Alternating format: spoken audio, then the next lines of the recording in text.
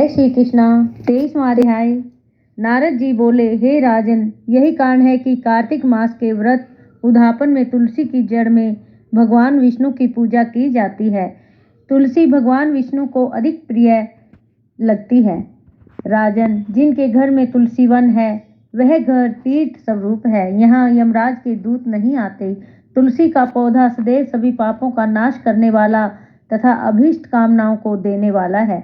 जो श्रेष्ठ मनुष्य तुलसी का पौधा लगाते हैं वे यमराज को नहीं देखते। नर्मदा का दर्शन, गंगा का दर्शन और तुलसी वन का संसर्ग, ये तीनों एक समान कहे गए हैं। जो तुलसी की मंजरी से युक्त होकर प्राण त्याग करता है वह सैकड़ों पापों से युक्त ही क्यों न हो तो भी वह यमराज को नहीं देख सकते।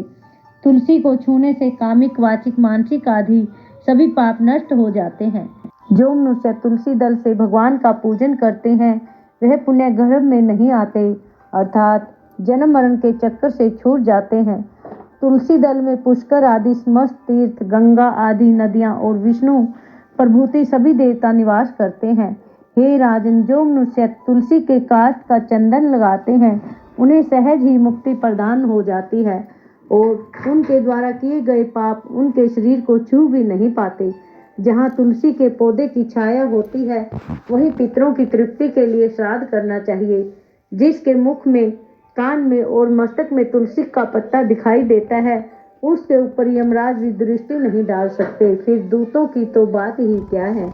जो प्रतिदिन आदर पूर्वक तुलसी की महिमा सुनता है वह सब पापों से मुक्त हो ब्रह्मलोक को जाता है। इसी प्रकार आंवले का महान वृक्ष सभी पापों का नाश करने वाला है। आंवले का वृक्ष भगवान विष्णु को प्रिय है।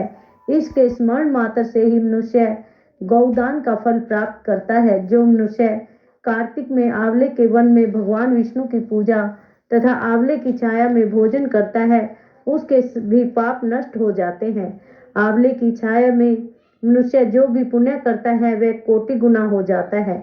जो मनुष्य आंवले की छाया के नीचे कार्तिक में ब्राह्मण दंपति को एक बार भी भोजन देकर स्वयं भोजन करता है वह अन्न दोष से मुक्त हो जाता है। लक्ष्मी प्राप्ति की इच्छा रखने वाले मनुष्य को सदैव आंवले से स्नान करना चाहिए। नवमी, अमावस, सप्तमी, संक्रांति, रविवार, चंद्र ग्रहण तथा सूर्य ग्रहण के दिन आंवले से स्नान नहीं करना चाहिए। जो मनुष्य आंवले की छाया में बैठकर पिंड दान करता है उसके पितर भगवान विष्णु के प्रसाद से मोक्ष को प्राप्त होते हैं। जो मनुष्य आंवले के फल और तुलसी दल को पानी में मिलाकर स्नान करता है उसे गंगा स्नान का फल मिलता है। जो मनुष्य आंवले के पत्तों से देवताओं का पूजन करता है उसे स्वर्ण, मणि और मोतियों द्वारा पूजन का फल प्राप्त होता है। कार्तिक मास में जब सूर्य तुला राशि में होता है तब सभी तीर्थ, ऋषि, देवता और सभी यज्ञ आंवले के वृक्ष में वास करते हैं।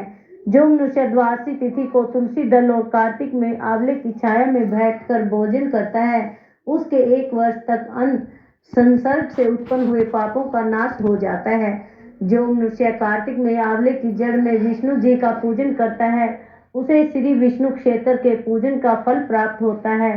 आंवले और तुलसी की महत्ता का वर्णन करने में श्री ब्रह्मा जी भी समर्थ नहीं है, इसलिए धात्री और तुलसी जी की जन्म कथा सुनने से मनुष्य अपने वंश सहित भक्ति को पाता है। हरि ओम। जय जय।